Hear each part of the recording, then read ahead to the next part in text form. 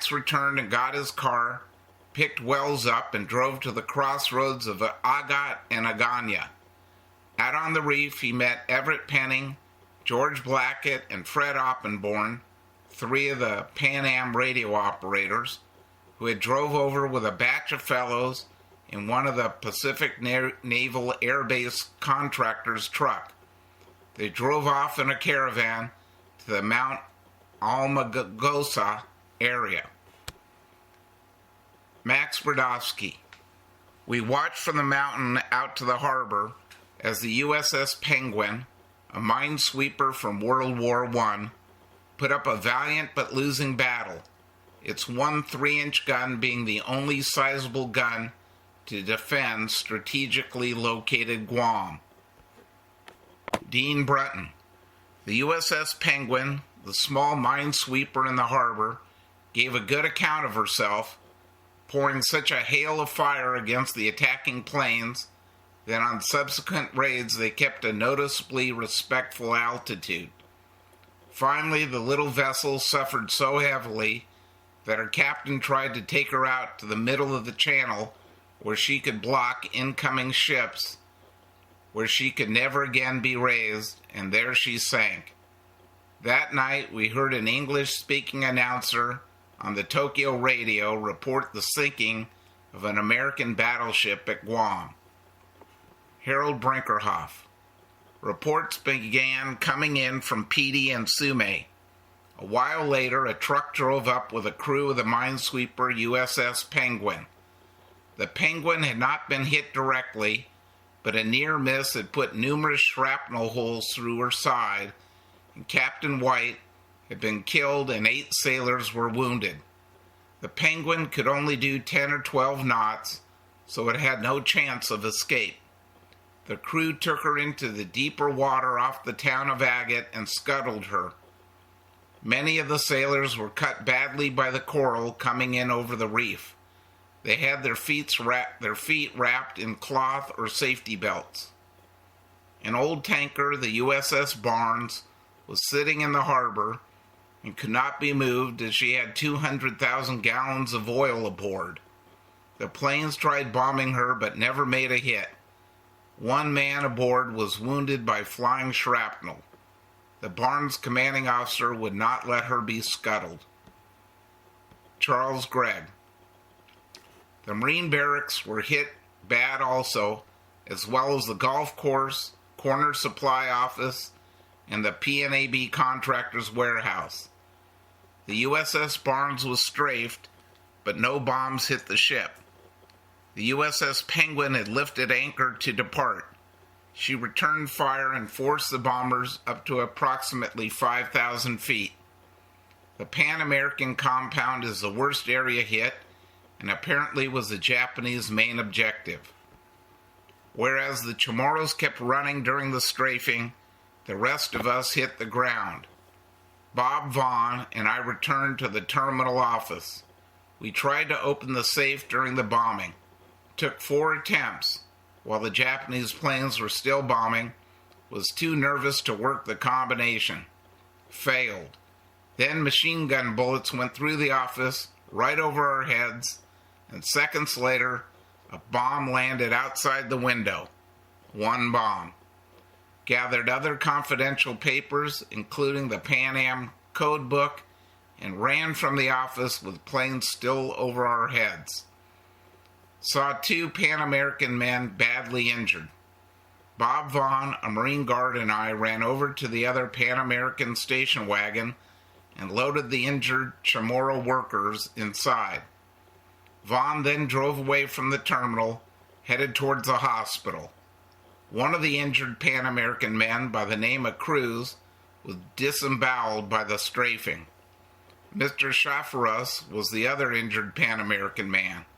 I drove the Buick, started driving towards the cable company's radio station, and picked up Al Hamiloff, the Pan Am steward, on the way. The Buick stalled over by the Marine compound, so we abandoned it and headed out on foot. Past 2 Navy personnel I recognized, Starr and Marks. They were leading a large group of men into the boondocks. 9:30 a.m. Found Dick Arvidson and a sailor by the name of Kohler and took them with us to the radio station. The last bomber had left in a north-northeast direction. Our last message had been received by Wake in Midway and was relayed to the San Francisco headquarters. We sent a final message giving the number of casualties and damage up to that time, 9:50 a.m. At approximately 9:50, we found George Conklin, and he transmitted our final message. XXX WPAN. Emergency. Emergency. Bombing. Casualties. Damage. 10 a.m. Al Hamileff and I returned to the Pan American staff quarters.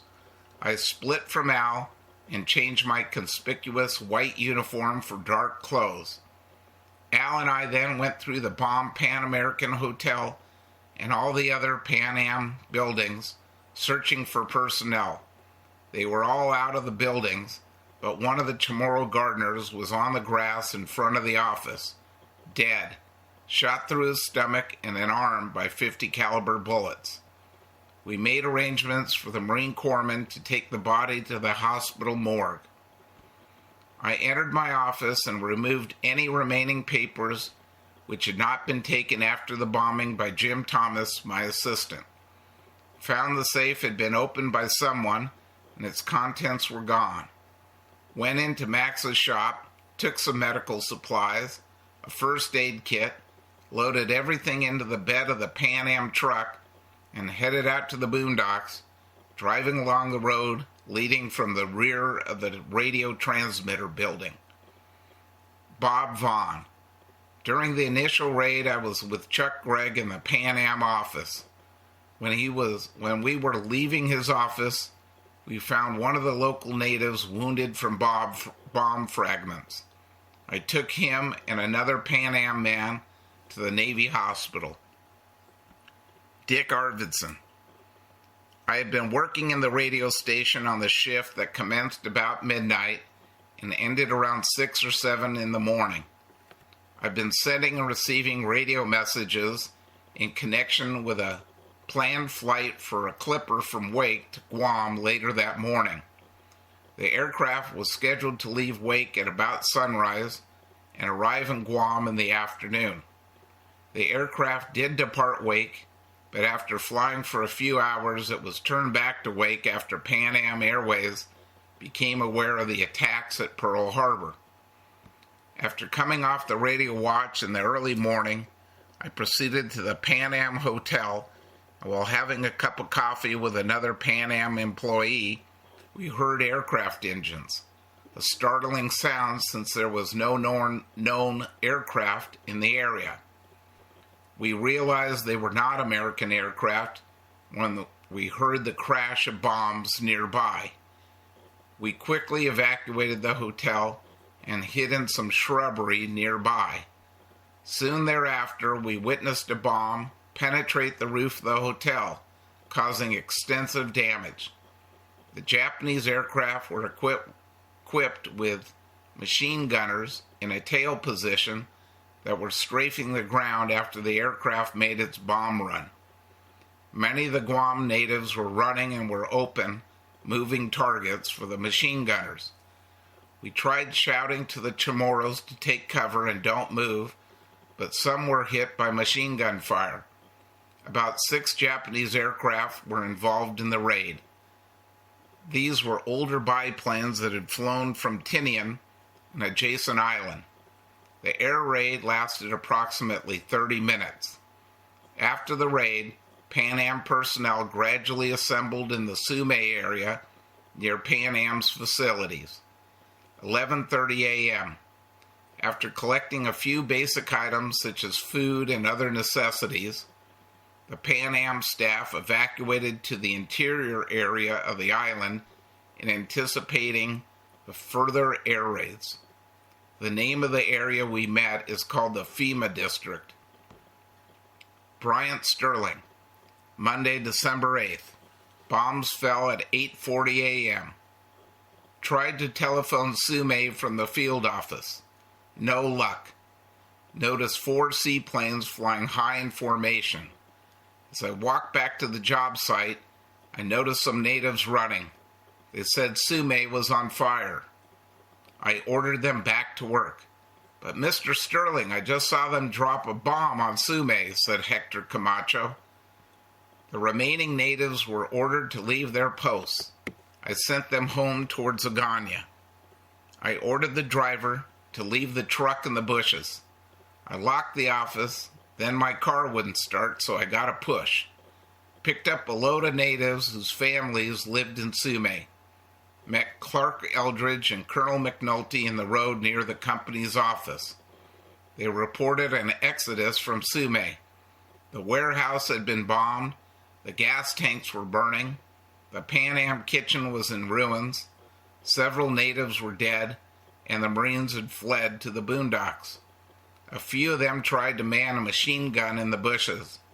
I went to my room, pocketed my money. Picked up Art Occhipinti and Dick Devine. Dick was almost hysterical because the plane shot the front tire off his motorcycle. We drove off towards Agate. We passed many trucks hauling food. They were hiding supplies in the natives' homes. Some cars had stalled in the road, and others had turned over at the roadside. The road was crowded with fleeing natives. Cars stalled in front of us, so we had to stop. Dick Devine climbed out and ran for the boondocks. Could hear the roar of planes overhead. Art Occhipinti and I drove to Agate. We drove on, passing Agate, and continued driving out on FEMA Road towards the reservoir. We stopped on top of the hill to watch the planes over Sume. The radio station at Sigubon was heavily bombed. Gasoline tanks were still throwing out clouds of black smoke. We drove back towards the main office, and we stopped off at the garage in the warehouse. Reed Hubbard, Don Wallace, and about 15 others were at the reservoir. We heard more planes, so we headed for the boondocks. We decided to go to Petey and pick up some trucks at Cabras Island, so we piled into my Chrysler. The roar of the motor sends men scurrying towards bushes. We picked up water containers out of the field office. Don Wallace, Art Occhipinti, Ken Frazier, and Bill Gordonier joined me in the car. Finally, we arrived in Petey. We needed to pick up the trucks. Some were already coming up from Cabras Island. First, we stopped at Aguada to pick up gas. Then we went back to the field office, formed a caravan of 3 cars to head for Agate. We arrived at Agate where we met Bill Falvey. We decided to pick up the Ford V8 truck to haul food to the hills. Art Occhipinti, Ken Fraser, and myself drove back in my Chrysler. I dropped Ken Fraser at Frank Borja's farmhouse to help unload the grub from trucks. Found the Ford truck 1 mile past Aguada in the bushes to the right of the road. Parked the Chrysler on the left side of the road under some palm trees. I took the rotor head off the distributor. Art Occhipinti and I climbed into the Ford V8 truck and headed for our camp to pick up some more grub. We went to the camp's kitchen where we found Walt Pleitner. He says the surplus food is in the old powder magazine. He gave us a big piece of bologna. Art Occhipinti and I rushed to our rooms and picked up our clothes. I grabbed a hammer, a saw, and 1 machete. We headed back to the truck. Some natives hopped in with us. We found the entrance to the powder magazine. Plenty of food. We loaded figs, sugar, flour, and tea into the truck. Each of us ate a can of pineapple.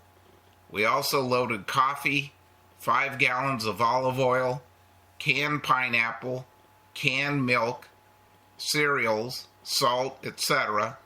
Got the truck loaded up and headed for Almagosa Mountain. Art Occhipinti rode with Don Wallace, who passes us in the opposite direction in a truck. I finally arrived at Almagosa. The Marines were in charge of cash